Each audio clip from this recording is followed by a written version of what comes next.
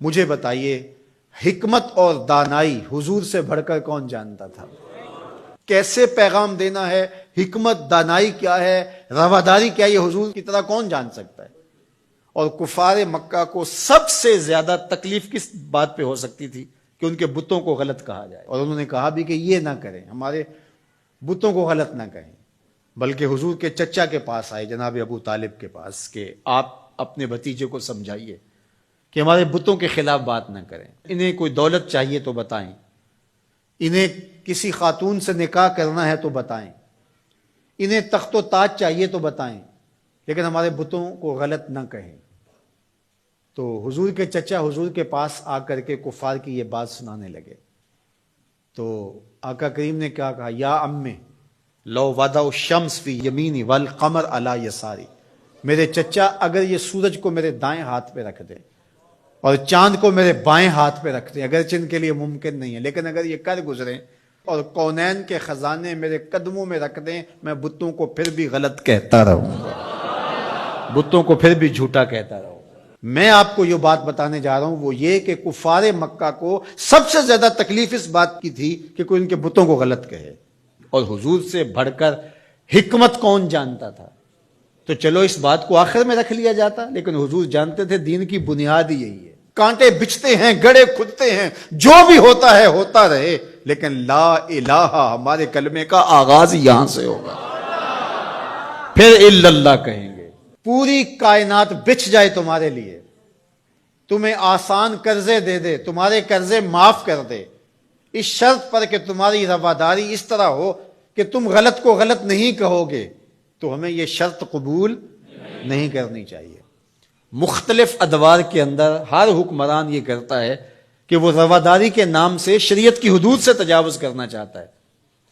شریعت کسی کے گھر کی لونڈی نہیں ہے، میرے محبوب کا لایا ہوا نظام ہے۔ 25 دسمبر ہو یا کوئی اور دن، ہولی ہو یا دیوالی یا کوئی اور موقع ہو، غیر مسلموں کے ساتھ ہمیں رواداری کا جو سبق ہمارے دین نے ہمیں دیا ہے، ہمیں اچھی طرح سے یاد ہونا چاہیے۔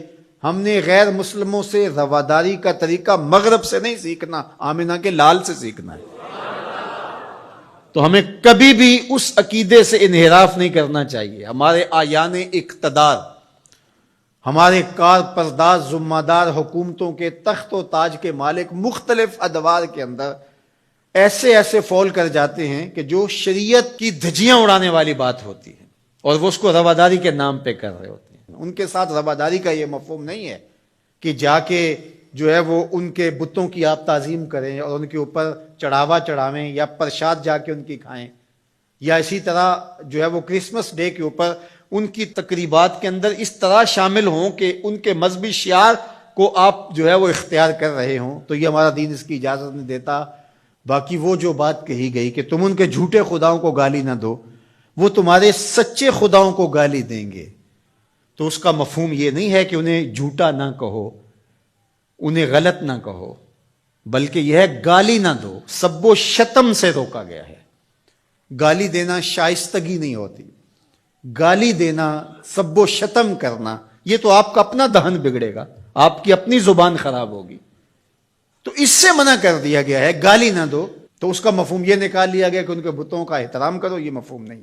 تو یہ نہیں ہو سکتا۔ رواداری اپنی جگہ پر، رعایا ہے اگر غیر مسلم اسلامی ملک کے اندر، ان کے ساتھ اس نے سلوک اپنی جگہ پر، اور وہ ہمارے اسلام نے ہمیں واضح کر دیا ہے، ان کے ایک ایک حق کو متعین کر دیا ہے۔ فقہاء نے اس پر بہت کھلے دل سے بحث کی ہے، کوئی امر مخفی نہیں رکھا گیا، معاہد کے ساتھ، مستامن کے ساتھ، ذمی کے ساتھ ساری چیزیں بیان کر دی گئی۔ بلکہ جو معاہد کے ساتھ جو ہے وہ زیادتی کرتا ہے تو قیامت کے دن اس کا مقدمہ حضور لڑیں گے۔ یہ ہمارے دین نے ہمیں بیان فرمایا، زیادتی نہیں ہے، لیکن اس کا یہ مطلب نہیں ہے کہ جو ہے وہ ان کے عقائد کو اختیار کر لیا جائے یا ان کے بتوں کے اوپر جا کے چڑھاوے چڑھائے جائیں، ان کے مندروں کے اندر جا کر کے جو ہے وہ اس طرح کی بات کی جائے کہ جو ہمارے شریعت اور ہمارے دین کے تقاضوں کے خلاف ہے۔ تو ہمارے دین کا آغاز نفی سے ہوتا ہے، لا الہ، اس کے بعد ہے الا اللہ، تو اللہ کے علاوہ کوئی معبود نہیں ہے، اللہ ہی معبود حقیقی ہے، وہی معبود برحق ہے۔ ہماری پیشانیاں صرف اس کے حضور جھکیں گی، اس کے علاوہ ہماری پیشانی کسی کے آگے سجدہ ریز نہیں ہوگی۔ اللہ اکبر۔ حتیٰ کہ پیغمبر بھی ہوں، ان کا احترام ہماری زندگی ہے، لیکن سجدے کی اجازت ان کے لیے بھی نہیں دی گئی۔ ان کو اس مقام پہ نہیں کھڑا کر سکتے جو شان معبود برحق کی ہے۔